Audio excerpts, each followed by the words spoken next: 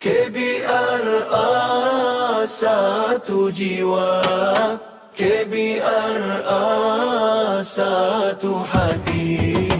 Di bawah naungan panji kebenaran, kami melangkah penuh keyakinan, menghalau gelap dengan cahaya zikir, menjaga iman agar tak tergelincir.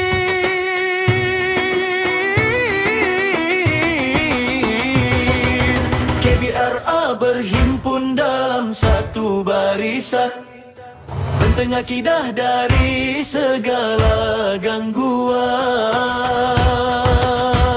Satu jiwa kami dalam berjuang, satu hati kami takkan pernah bimbang, mengikuti jejak sang murabi mulia Kyai Ahmad Imran Rosidi guru kita. Tuntunlah kami dengan sanadmu yang suci menuju ridho ilahi Rabbi.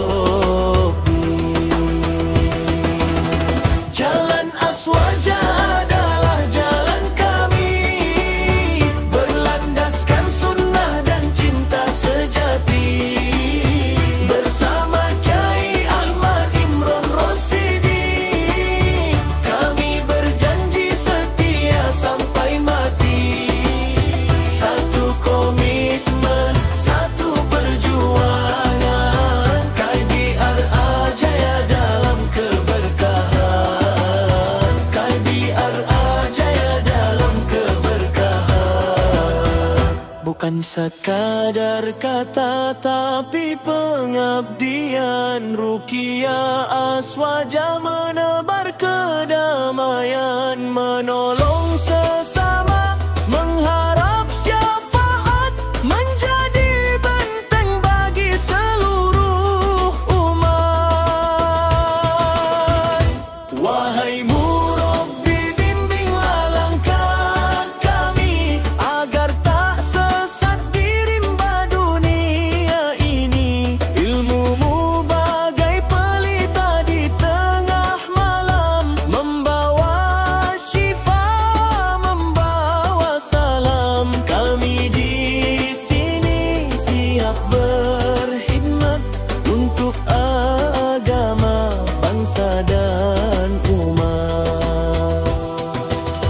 Jalan Aswaja adalah jalan kami, berlandaskan sunnah dan cinta sejati. Bersama Kyai Ahmad Imran Rosidi, kami berjanji setia sampai mati. Satu komitmen, satu perjuangan, KBRA jaya dalam keberkahan, KBRA jaya dalam keberkahan. KBRA satu jiwa, KBRA satu hati. Bersamamu Rabbi meraih ridha